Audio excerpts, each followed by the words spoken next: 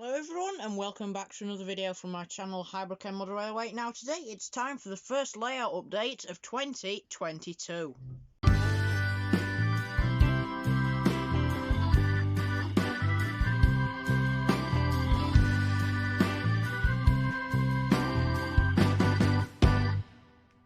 Before we get into today's layout update video, I'd just like to say I hope you all had a very Merry Christmas and a Happy New Year. I do hope you're all able to see your family and share presents and get some lovely gifts and give each other and receive gifts from each other. And I hope that you started a great new year in 2022. I certainly did. I had a great time over the Christmas holidays despite catching COVID on Christmas Eve, which is just typical really, isn't it?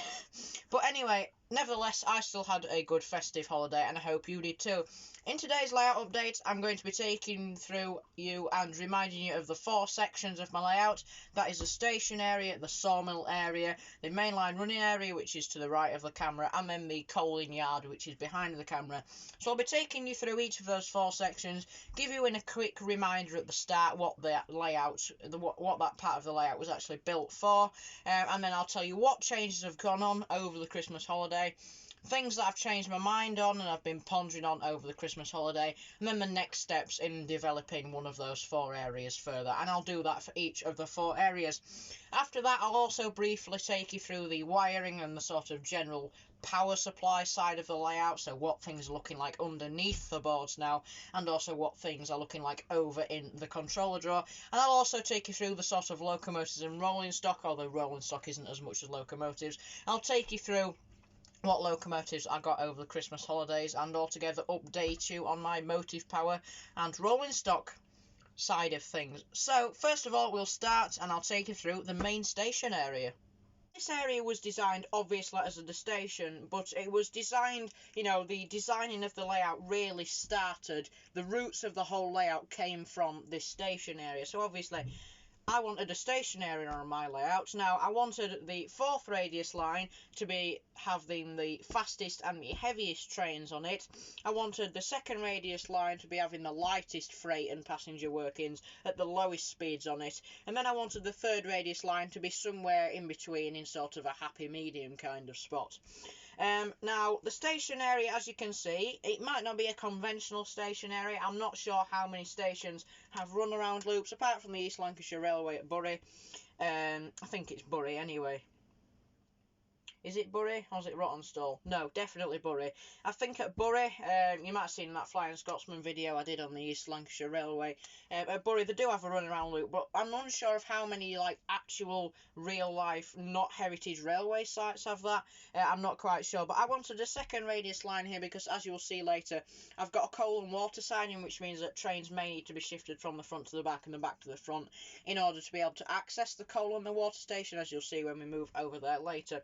So that's why the 2nd radius line has got it. The 4th radius line doesn't need one in the station because just a couple of metres that way is one in the siding, which is going to be used for loco storage, so that's not a problem. And the 3rd radius line doesn't have any sidings on it. And if the trains from the 3rd radius line do move onto the 4th radius line, then they will be moving this way instead of the conventional anti-clockwise. Trains on my layouts on the 4th radius run anti-clockwise, 3rd radius clockwise, 2nd radius anti-clockwise. Don't know why I picked that. I just thought, well, I don't want all 3 trains moving in the same direction, but then I don't want 2 in the same direction here and 1 in the same direction here.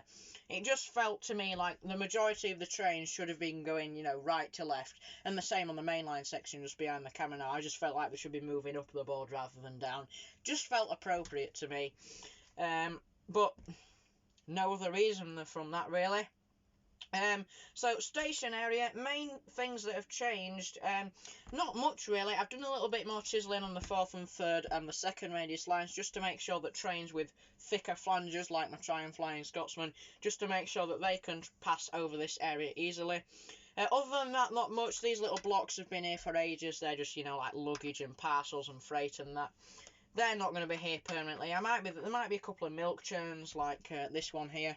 There might be a couple of milk churns like that just dotted about in future. But these are really just a temporary measure to break up the greyness of the platforms and the ballast until I get some passengers on. Other than that, I haven't really done much. I think I've added that water tap for the locomotives. I know it's probably got a better name than that, but they are effectively just oversized taps. I've added that when I went to pick up a new locomotive, which I got given for Christmas, that I picked, and then parents or grandparents, so when I tell you later, wrapped it up for me and gave me it. So I think I've added that. Other than that, not much change on this area. Things that have changed or things that I will change in future, and things that I've been pondering on over the Christmas break. Not much really. I've just been having a quick search to find out what sort of the nice like red and cream ironwork bridges I want to span over here. I'm still undecided as whether to have the bridges at this end or the bridges at that end, just to the right of the camera. Unsure about that, but I'm going to go for the nice red and cream bridges rather than the green ones, because obviously if there's a countryside setting, I want the red bridges. And I think I've also decided to get red platform edging as well. I was originally going to get a grey effect one, but I think I'm going to buy red just to again break up the grey ballast and the grey platforms, although they are different shades of grey, but I just want a little bit of variety. Future plans for this area, not much. This little strip here is going to be static grassed. If you've been wondering for a while why that's like that, I just want a bit of green in the station area to break it up. Obviously there will be weeds and little bits of growth against the platform and stuff like that, but I wanted a nice little strip in between. So that's going to be static grassed. Passengers, I'll populate all the platforms with the appropriate baskets of flowers and flower beds and planters and people and benches and station signage, and I'll add, the main station building, maybe, I don't know really. But definitely the bridges, definitely the people, and definitely the sort of like newsagents, small cafe stalls or food trucks or vans or newspapers. On newspaper stalls, I'll probably add that, probably on the middle platform. Future plans as well, I've just thought of one. The crack in the platform needs to be fixed. The contrast in this shot has been lowered quite considerably from its normal setting, just to ensure that the crack does appear how I want it to on camera, and it's a true representation of what happens as I'm seeing it through my own eyes. So, the crack in the platform came from when I made a bit of a boo-boo on the making of these platforms. As you probably saw in the previous shot, you notice that the ends of the platforms on both sides are slightly curved downwards. I'm not sure if this is like an actual thing that happened to real life, stations, but on the heritage railways I've seen photos of, the edges of the platform certainly did curve in a little bit away from the tracks that were either side of them, and they certainly did slope down. Well, that wouldn't happen in these days because you're not allowed anywhere near the tracks, otherwise you'll be immediately shot and killed. But I decided to slope the platform. So when I was making this piece, I made a bit of an error. When I was sloping the end of the platforms, I actually sloped the end of the platforms on the wrong side, such that instead of the curve, as you see there, being on this side, I actually sloped it so that the curves, when placed face up, that curve that lets the notch be there for the second radius line was actually flipped on the other side, which meant that instead of having the straight side here and the notch for the second radius runaround loop here, the curve was on this side and the straight bit was where the runaround loop was. Well, obviously that didn't work. So I went to try and find another bit of wood long enough and wide enough to accommodate making the platform out as one piece, because the fourth radius and the second radius platforms are all made out of one piece. Lo and behold, there was not a piece big enough or wide enough, so I tried making it out of two pieces. I tried putting a strong backer, effectively just a backing piece of wood screwed in from the underneath, to try and force these two together when we glued them, which is why it's chamfered there to get the maximum surface area for gluing. That didn't work. Changing types of glue didn't work. Putting loads of glue on and clamping it didn't work. Leaving it outside in the wind for it to dry, that just didn't work either. So eventually I decided to sod it and just have it and accept it as two pieces. So this piece here is one piece, that's the longer piece. That piece there is another piece, that's the shorter piece. And I just screwed them down and aligned them as best as I could to fit the profile of the track.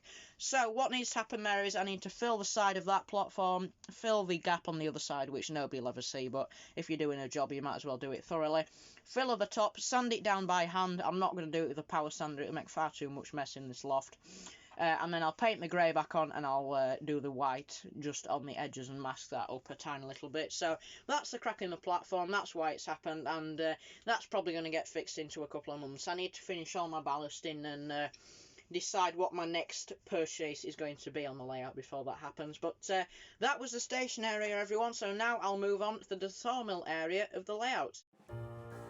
Welcome to the sawmill area of the layout. I'll give you a quick pan round so I can refresh your memories on what my layout looks like, and also so that when I reference things in just a couple of moments, you'll be able to remember what I was talking about. Quick pan round, I'll do this for the coal siding as well, because that's a really large board compared to the others. And now, I'll get talking to you about the sawmill area of the layout.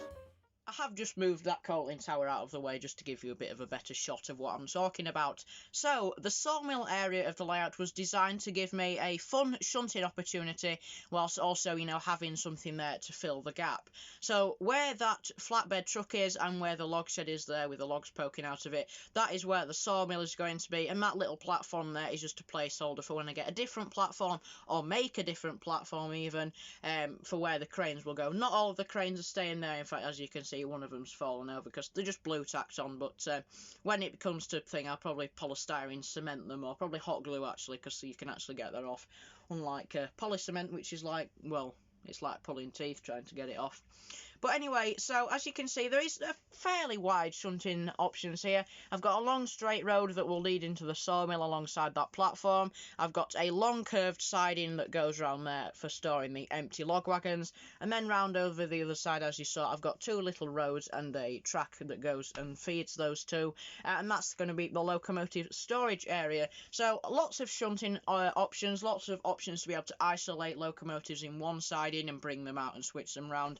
And generally it's going to allow me to have a lot of fun with the sawmill. So, changes to the sawmill area, and I am aware that most of this board isn't actually the sawmill. You've got three running lines, coal and water siding here, and then the shunting locomotive storage siding over there. But just for ease of memory and ease of reminding viewers, it's just called the sawmill area, just for easiness. So, as you can see, the coal and water siding here has been completely ballasted, but I'll show you that as a separate thing in just a couple of moments. As you can see, most of the main line has been completely ballasted, the second radius line and the third radius line has been completely ballasted. That's all completely stuck down with glue now. They've been done quite a while. The only reason the fourth radius line hasn't been done is because I ran out of the ballast. I need to do the mainline sections, and as you will see with the coal shunting yard sidings, when I go show you them later, the mainline tracks in front of them, some of them haven't been ballasted again for the same reason. So, ballasting is the main bit of work that's done over here. Not really any other changes. You might just be able to see there. I think you can just see that. Yeah, you can see some glistening. Now, what that actually is I've hot glued the gaps, because obviously we just built this loft, we put all the boards down and then it was up to me. We didn't think, or I didn't think, to either glue them together with silicone or some sort of sealant. So I've had to put hot glue and electric tape underneath the gaps in the boards because this board was far too big to fit up through the loft hatch. So we had to cut it in half. In fact, we have to cut most of the boards in half, fit them up the loft and then screw them down and ram them side by side. So I've had to plug the gaps with hot glue, and I've done that on the other side behind the camera now as well. I've had to put electric tape under the boards to stop all the glue leaking out, which was a problem, and I was quite scared when it happened the first time. But anyway, all the gaps have been filled. So ballasting is the main thing that have been done. Nothing really else apart from filling the gaps and ballasting. Ponderings over the Christmas holidays. Not quite as significant as the mainline section, but what has actually happened is that I've realised how difficult it is going to be to get hold of a sawmill. Now, where the sawmill is going to go is going to be sort of in a backwards or an inverted L shape, so it's going to go roughly from the end of that platform round to where the flatbed truck is and then down, stopping just about where the end of the woodshed lies there. And basically what's going to happen there is I'm going to have a sawmill. Now, older viewers of this channel might remember me saying I want to have a working sawmill blade, an actual rotating sawmill blade for this sawmill, and that is still top priority. But the only thing about that is it's finding a sawmill that will not only fit round that L shape, it's also finding the appropriate woodsheds to go with that and the style of the sawmill, and it's also finding and mixing and matching from different brands of sawmill, you know, buildings, to mix them together to make the sort of L shape I want in that little corner. Now, that's going to be quite difficult. I've seen HO sawmills, but I don't know, something, I just didn't like them. They looked far too European. I want a proper British sawmill. They were like 50-60 quid. Second hand ones are 40 quid, and I thought I could buy that, but then realised actually when I came back to think about what I actually wanted to look at my layout and how I wanted it to be, some of them weren't quite how I wanted them. So it's going to take an awful long time to get a sawmill that I want. It might even be years and years away. But I will get one. I will fit a working sawmill blade. I'll, make the motor part and shaft out of a pulley or something. That might be useful for hiding it under the baseboard. Use one of my little 3-volt motors I've got from various electronics kits I've no longer got but taken all the parts from. And I'll make the sawmill blade out of like a tin can, the lid of a tin can, and cut out the circle from there and then add the teeth. So it's going to be quite fun once it's all done. It's going to be good. It'll be good to have that sort of novelty. Yeah, so that's all the ponderings for the sawmill area and things that need doing in future. The sawmill part of the layout. Now I've actually, going back to ponderings, I've decided that this area of sawmill, so this curved siding there, that branch there, and then the branch that leads all the way back to the points over here, from that point on into the sawmill siding, I've decided that that is actually going to be owned by the sawmill company. So in my mind, I'm pretending that, because it had been British Rail back when this layout is technically set, although it's a freelance layout. My idea is that the sawmill has bought that section of track off the mainline railway owners, whether that be Network Rail or British Rail or whatever. So yeah, that's my idea with that, but the 4th radius line will get ballasted because I have now got the required ballast to do that, and then the sawmill owned section of the layout will get ballast, and then that'll be all the ballasting done for this board. Static grass making scenery, that's also another thing. I'm thinking of having a little bit of a hill here and a little bit of a hill there to fill the gap. Maybe a little bit of the one at the back right over there. Yes, you can see that. So yeah, quite a lot to be going on with, a lot of things to think about, a lot of things to be very careful about. Just need to make sure that every change I do I'm happy with.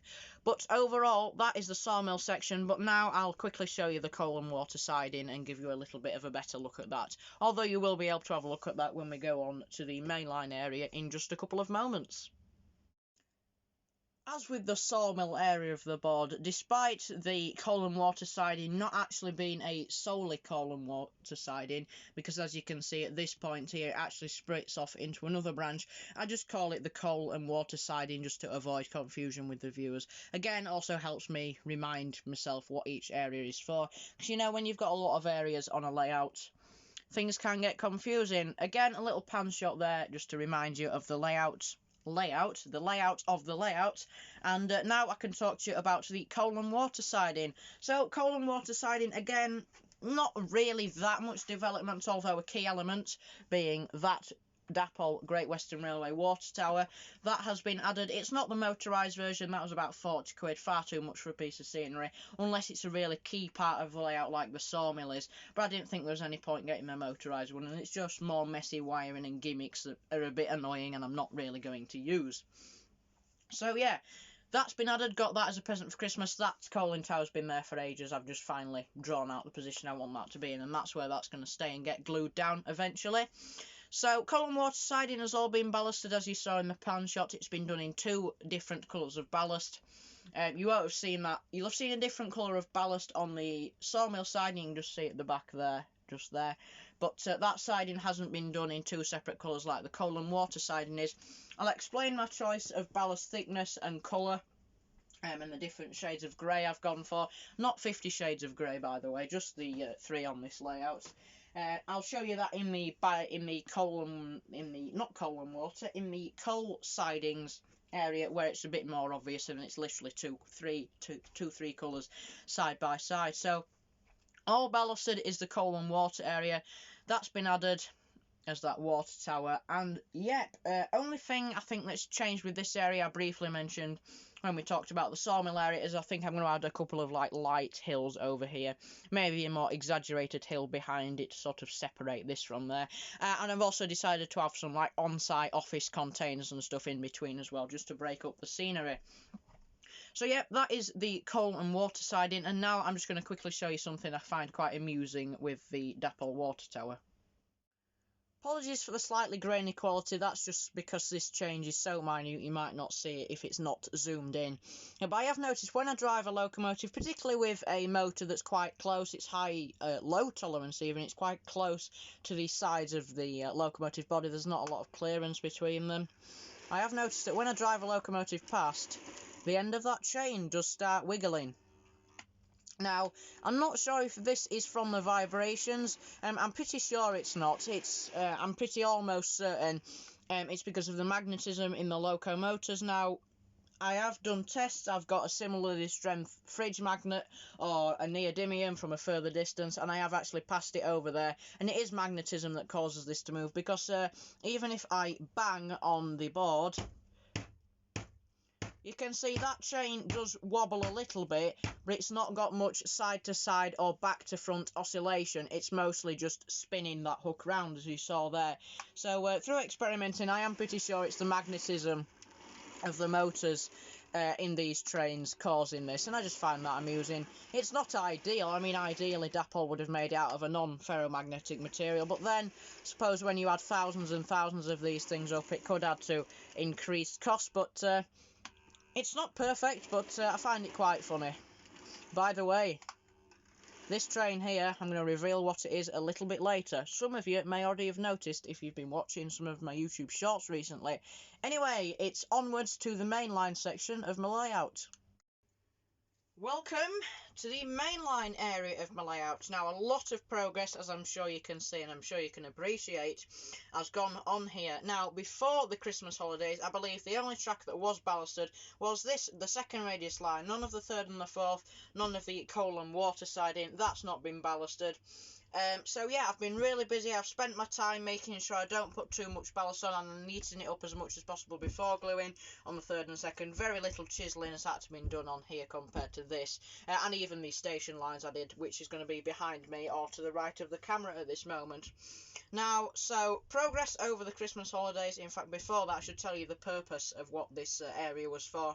The purpose was to have a long, straight, fast section, maybe apart from the second radius line, because that's light freight and light passenger. The idea was to have like a long, wide expanse of straight track that I can, get good following shots on. I can really take my time and make it look like a countryside scene. Now, I have deviated a little bit on this part, which I actually, from the start, I've actually changed it quite a lot. My original plan was to have literally just houses. Pretend one of these is a single house rather than a block of terraced houses. My idea was to have just 3 houses like this at first, with the gardens, and then a wall, and then the railway, similar to what I'm going to do with my station area. However, after that, I decided, no, I'm going to try and squeeze in a road behind them. So just sort of to about here, I was going to try and squeeze in a small road there, then have the country houses, and then have a slightly smaller back garden. And then, after a little bit of consideration, I've decided that no, that's a bad idea. Because if you think the width of one of these houses is roughly that wide, so sort of, I don't know how to measure it. Probably I'd guess about 10 centimetres wide. Because they're 10 centimetres wide, and that's roughly how wide I wanted the road to be, that'd be the road there. That'd be the house, say, to there. And then if trying to squeeze in a garden or a little bit of an alleyway that joined, the back gardens through the gates of the houses together, I realised that really would be stupid. So I have gone back to my original plan. There is going to be no road here, but I have just kept all these shops and telegraph poles in there just because it's somewhere to put them until I actually get the proper country houses. I've decided that I'm going back to my idea of country houses. That can also go for the moment, just to illustrate. I am going to have big country houses, so instead of having houses like this, which I thought might be ideal when I was still going to have my road plan, I thought these would be alright when I went to pick them up. But I've decided, no, they're not, so I will sell these on eBay at some point, but they will pretend this is a big country house, a solo house by itself instead of 3 small terraced houses joined together. I've decided I'm going to have roughly a country house there, a big nice country house there, and a big nice country house or manor there, and then I'm going to push them right to the edge of the board, similarly as I've done on the mainline area with the houses shoved right to the end of the board to allow for the wall there. With this one, I'm going to push them right to the end of this end of the board, allow for a big garden here, probably almost as big as the house actually looking at it now, and then I'll have the wall that I can model the train spotters peeping over and the swings and all the stuff in the garden. So that's what I'm deciding to do there. I think it'll be a lot better to have those houses there than to try and squeeze a road and a house in and potentially have no back garden, because a back garden is really what I was aiming for this scene.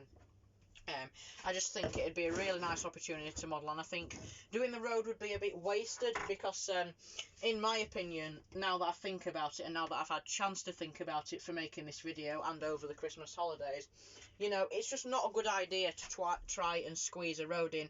Like, originally on my original track plan, I was going to try and squeeze a road in on the station area and have a level crossing and stuff like that, but then I decided not to do that simply because I'd have to model where the road went, and in the available space that I had modelling that, you know, it just wouldn't have been right, it wouldn't have been good enough, and it'd have looked weird. Similarly why I've decided not to do the road here, because it'd mean curving off at a really awkward angle.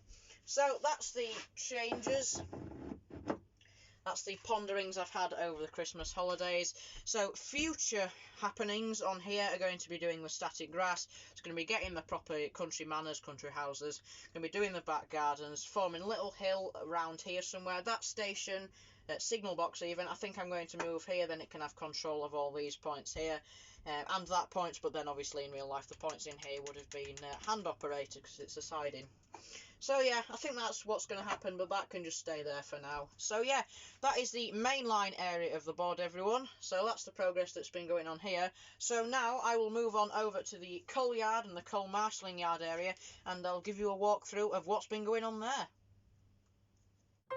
Similarly to what I did with the sawmill area of the layout, a bit of a pan to refresh your memories and so that you understand each section that I describe when I reference them later on. A lot of work gone on here, as I'm sure you can tell and appreciate. Probably the most work I've ever done on this layout in just a couple of months.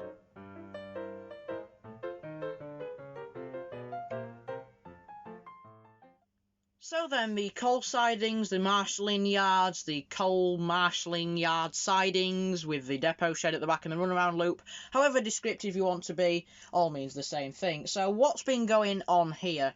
In fact, I keep getting carried away with myself. Let's just take a moment I'll describe to you what this area of the layout was supposed to be. So this area of the layout was supposed to be obviously a marshalling yard. I really wanted that exciting opportunity of just being able to have fun with rearranging trains and seeing what combinations I could make. I just needed a large expansive area to be able to shunt with little trains, big trains, medium-sized trains, whatever trains you want. I just needed a space to be able to rearrange trains, to run around trains, to be able to store things in different sidings, whether it be short sidings like these two, long ones like that one at the back, or just being able to take a train in and out of the engine shed. By the way, quick note about the engine shed, I have actually ballasted inside the, inside. I'm not going to show you because it's too much of a faff with the camera and trying to get it in focus and that.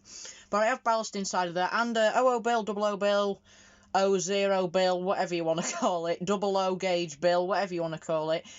He actually has an engine shed like that.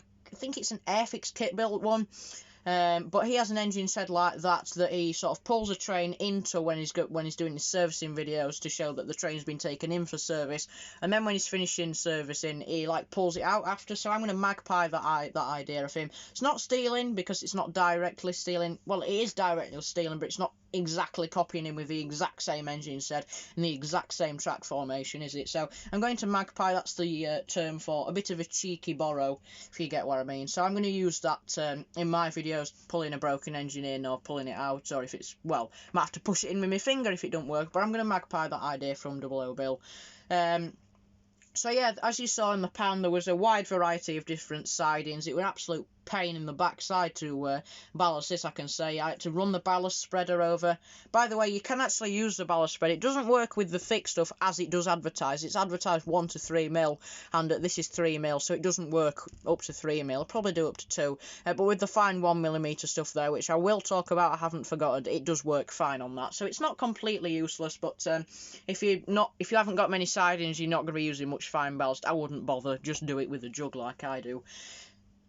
Where was I? So yes, I wanted to make the layout, you know, as fun to operate as possible. There's a lot of sidings, a lot of different sets of points. There I said there was absolute pain to ballast, having to, you know, hoover them, then knock all the bits out and, you know, force them either side every few hours to stop them getting stuck by the glue. But yeah, it was fun. I liked enjoying it. It was especially fun just being able to go with the ballast spreader down that straight bit. But yeah, so I've already sort of gradually dissolved into the what's been going on. Obviously, as you can see, a lot of ballast. The main line, second radius, semicircle at this end of the layout, that has been completely ballasted. The third radius, however, hasn't been ballasted. This is all just loose stone, and for the same reason, the fourth radius line, the fourth radius semicircle at the sawmill end of the layout, the same reason that wasn't ballasted is the same reason as why this was half ballasted. I simply ran out of ballasted and obviously didn't have enough for that either. So I got halfway doing it, thought, oh, I'll just leave it halfway done, and then when my ballast comes, what I can do is I can just do the rest of the half of it. But I've decided not to do that now. I'm just going to vac it all up and do those two and the one on the other side at the exact same time. I think it'd make much more sense, and I think it'd work a lot better as well.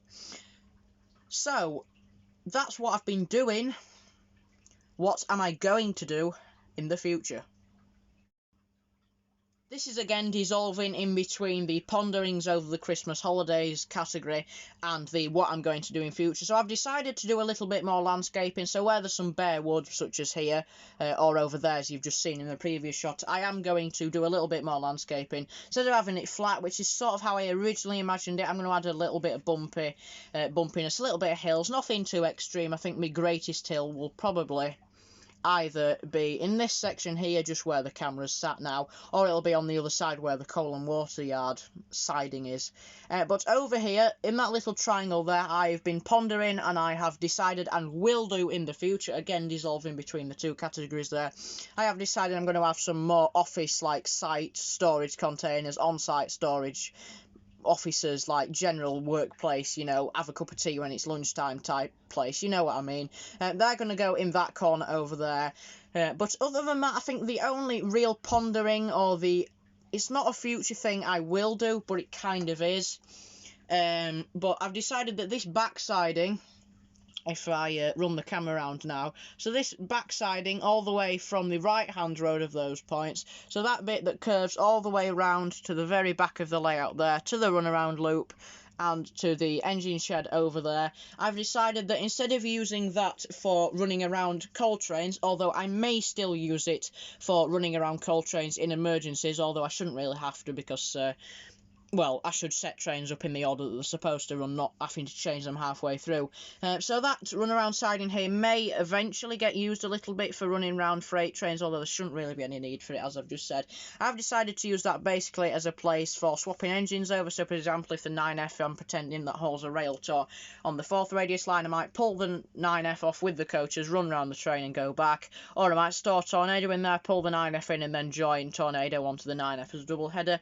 I'm not really sure, but I'm going to mainly use that back road there for storing locomotives and bringing locomotives off the main line. So if I've got a HST and I want to bring it off and bring something on from the sawmill siding, I can just pull it round there and I can have it there just ready to use. So other than that, not really too much or anything that's changed drastically on here. I haven't been pondering too much on this section, and I haven't been pondering too much on what I'm going to do in the future. Just mainly landscaping and static grass for this area, along with the, you know, generic coal staves and stuff like that. Might get another coal loader for this long straight siding. It might be quite good to chuck another coal loader there and then have the wagons be pushed further down that end. But yes, that is indeed the coal/marshalling yard siding. Quick talk to you about the varying thicknesses and shades of grey of the ballast. 3 shades of grey on this layout, not 50, thank you very much. I'm not even sure what that is. Is it a film? I just hear the phrase. I hope it's not an 18+ film, otherwise that's not going to go down well with YouTube, is it? But anyway, quick talk about the shades of ballast, and then a quick talk about locomotives and ballast, and that'll be done for today's video. The exposure has once again been dropped just so you can see the thing that I'm wanting to show you.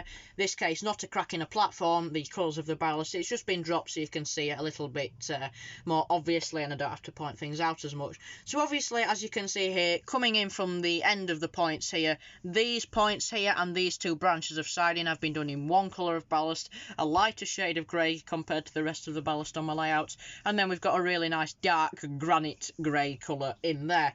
Now, generally on my layout, I've used a different colour to signify a different area or different purpose a siding will be used for, and I will show you a couple of examples of those in a couple of seconds.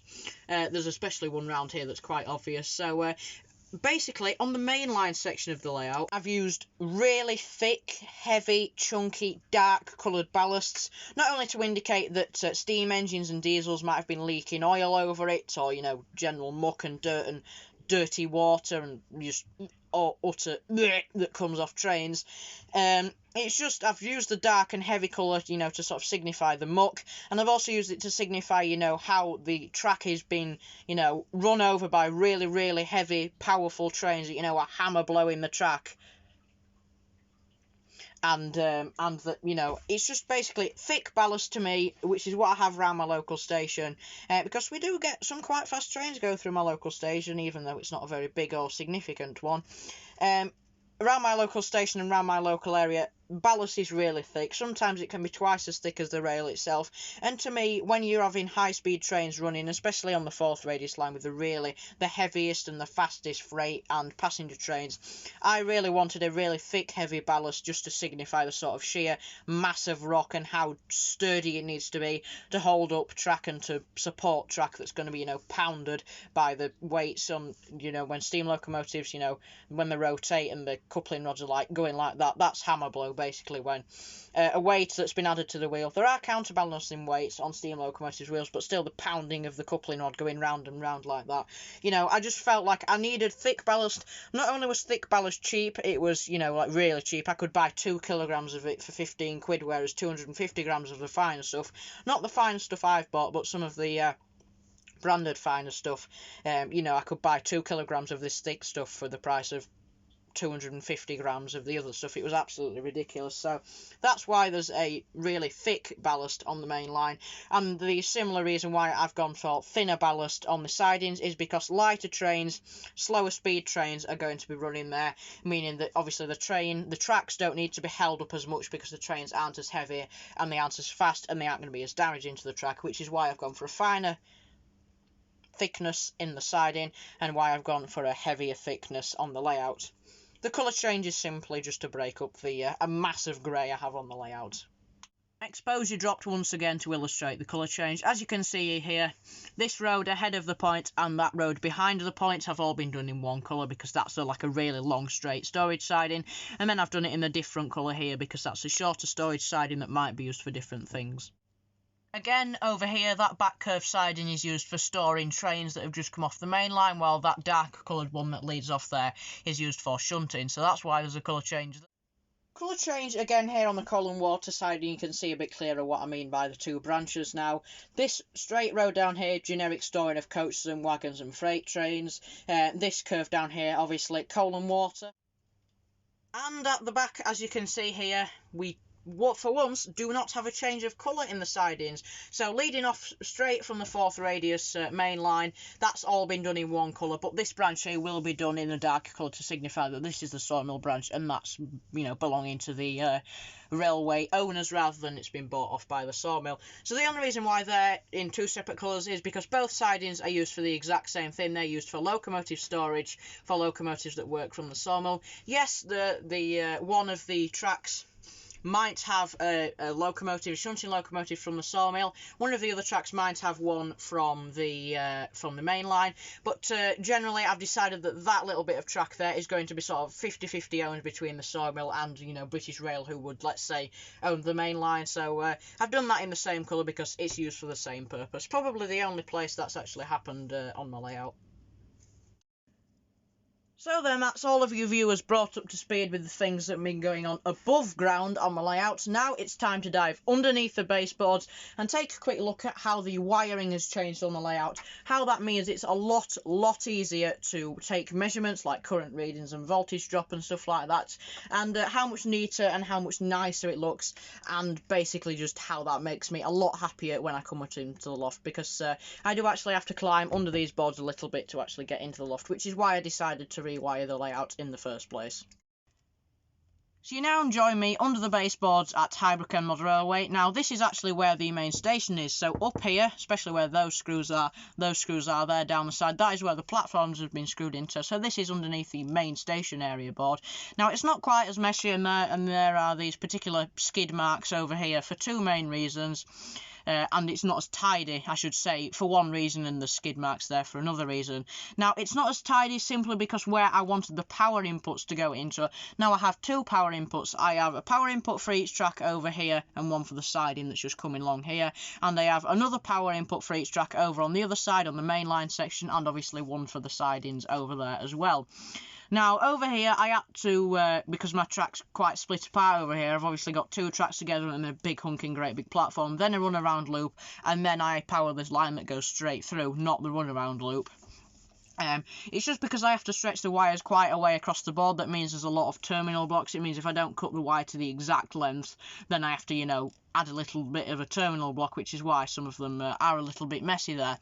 However, it doesn't really matter with this area too much, because despite them reaching all the way across the boards, I have managed to actually group them together. You can probably just see in the bottom of the shot there that the wires have all been bunched up there together as they go past the corner of the workbench. And as you can see here, I have actually used cable clips this time. I did have a load of cable clips last time when I first wired the layout, but for whatever reason I didn't use them, which was a bit stupid. So I have tried to use cable clips and cable ties where possible to keep wires together, and I think it really has made a lot of difference. So although we have got wires stretching along the board, at least we haven't got them all plastered underneath every more before they do eventually bunch up down there. I would show you under the workbench, but it's a bit of a faff getting it out, so I won't bother, and you'll just have to trust me that it is all neat, which of course it is. The reason why we've got skid marks here is because this is where I had my first glue accident. This is where I had drilled through the baseboard from the top to put the power inputs through, and I forgot to plug the drilled holes with glue because obviously the wire was a loose fit in the holes to let me get it through easy, especially when there was already a big blob of solder on the end ready to solder to the underside of the rail. So that's where I first started ballasting, and obviously it was dripping. The ballast, the ballast glue was just dripping out constantly, so I'm thinking, I think one of my towels was downstairs being washed and the other one was being used for something else. I can't remember where that was, so it was just dripping out, and I thought, so instead of firing the hot glue gun, instead of going into the garage to find that, I just literally slapped a bunch of sellotape over there, left it for 3 months until it all eventually dried, because hadn't been exposed to as much oxygen because it was under there. So that's why there's all sort of those straight looking bumps there. I will eventually sand or chisel that off one day, just not now because it's not that important. And when I turn the torch off, although it'll be dark for the camera, to me, oh, it's not too bad, actually. To me, it's not really that bad. So that's why there's a little bit of a skid mark under there. Nothing really too bad, but the main thing we can take from here is that the use of terminal blocks has allowed me to take one of the wires out of the terminal block, so I can unscrew that red one there, stick a multimeter in there, tap it onto the other end of the wire, and I can get a current reading much more easily than having to go all the way down to the controller drawer over there, which I had to do before to get a reading. So especially with, say, that one over there, it's much easier. Or even with that terminal block, I can take the wire out of the end of that terminal block, take the end out of the wire of that terminal block, substitute in the meter leads to put the meter leads in series with the circuit, in series with the load, which is eventually a model train and all its gubbins on board. And it's just much easier by using these terminal blocks for me to allow to just stick some meter probes in there, gently tighten the screw in to make just enough of a good connection, and it's just so much easier to take meter readings. To use Charlie's from Highbrook Model Railway's favourite phrase, hopefully you can see there that the wires have been bunched together nicely, and then hopefully you can also see across there, instead of all being plastered across the underside of the board to get the controller drawer, which is just down there, instead of all being plastered separately across the baseboard to reach the controller drawer, you can see they've all been neatly bundled together, and you can't see this, but they have all been passed through one cable clip, one at either end and one at that end. They're all nice and tight, and they've all been pulled across together instead of all been plastered under there to make a much nicer finished look. We'll work around in the U-shape, so we've gone down this bit, we'll go over to the control drawer and we'll go back up to the other power inputs on the other side, and I'll show you what the situation of wiring is like there. Apologies for this shot, it's quite hard to show you this part, but hopefully you can see there that the wire management coming in and out of the various controllers is a lot better. As you can see there, I've commoned similarly routed wires together, not electrically but mechanically. I've just cable tied them together, which means that wires such as this over here and wires such as this over here, these are the mains leads actually, I've cable tied these together just to keep them nice and sturdy. A previous problem with the previous arrangement of wires was that when I moved the controller drawer in and out, there was actually a problem of wires catching on the various sharp edges and corners of the drawer, so I've commoned wires together mechanically through cable ties to stop that happening, and it's also just good to keep everything nice and neat. And when I'm under this board, because we're going to be installing a laptop shelf for my streams, which I'll make a video on hopefully, it means that things like that aren't going to get caught on it. So wire management is good. Here you can see the effective use of cable ties and cable clips that I just nail into the bottom of the boards. Luckily the nails are short enough and the cable ties are thick enough so they don't poke through the board. You can see there that I've successfully routed the wires across, especially at the back there. You can actually see, instead of just plastering the wire to the underside of the board and taking it to where it needs to be, instead of just running it straight over this side of the board and plastering it over the side of the other board like they were before, I've actually used a successful method of routing it round the back of that joist, two joists there, that joist there, and that two joists there. Really effective. I've done that over to the left as well. You can just about see it there, and you can see it just about over to the right at the end of my finger there. So yeah, does waste a bit of wire, but to be fair, if I hadn't to use that bit of wire, I probably wouldn't have used it on that much anyway. This wire I've got here is a bit too thick for using trains. That's why I've recently rewired a Class 43 I have, which I'll be showing you in just a second now. I had to rewire that because this wire was just too thick, causing it to derail. So yeah, you can see effective use of cable clips and cable ties and logical wire routing to take the power to where it needs to go. Penultimately, you can see under here that wires are no longer just plastered and bodged and just all over the underside of the board. They have been neatly routed, and the only wires you can see are indeed those wires over there. That's very good. Before, there were like 7, 8 wires just being like bodged and glued and not even straight on the bottom of it, just going all the way to the controller. I really hated that, especially when vacuuming up down there, because that's where all my ballast is stored, especially when I've knocked over glue, especially when I've gone down there and I've looked up and seen all the wires. It's so much better having all the wires neatly routed. Can you guess where they are? Well, I'm about to show you. Hopefully you can now see that all the wires have been neatly routed against the underside of this board. So from the outside, unless you are turning your head down to have a look at it, all the wires have been really neatly routed with cable clips along here, and they all lead down to the controller drawer up here. Very nice, very neat, very effective, and the use of terminal blocks further behind the camera, which you can't see, does allow for easy measurements, similar how I showed you over the other side of the layout. Okay then, so I'm now going to bring in the first train-related item I got for Christmas. I'm only showing you locomotives and rolling stock. I did get other train-related things, but honestly, it's just not worth showing you. So here we go. It's not a locomotive, although there is a locomotive pulling it, but... So now the locomotive's in, we can just ignore that. Off you go, Queen Elizabeth. Have a cup of tea. So these aren't technically for Christmas, so I have sort of scammed you a little bit there. But these were picked up with the same time I got another Christmas present. You might have remembered many months ago now, probably late November, I went to pick up a Virgin HST. And the Pullman coach, this is called Ibis, and I had 7 of these Bannock Plain Colliery Company Limited wagons. There were 7 of them, but I've only put 3 on just to demonstrate it. And I quite fancied an 040 pulling them in, so I couldn't ask too much of dear old Lizzie, could I? You having your cup of tea there, Lizzie? Oh, yeah, good, have a scone as well. So, yeah, I didn't want to put too much on. So, yeah, these aren't technically what I got for Christmas. They weren't given to me as Christmas presents. My grandma we effectively decided that my grandma would just get me the HST for Christmas. But these were technically picked up at the same time as my Christmas present, so I think it's only fair that I show you these in case you didn't realise I had them. Coming in next is an actual train, the one I've just referenced. And it is, when it gets round, the Virgin HST.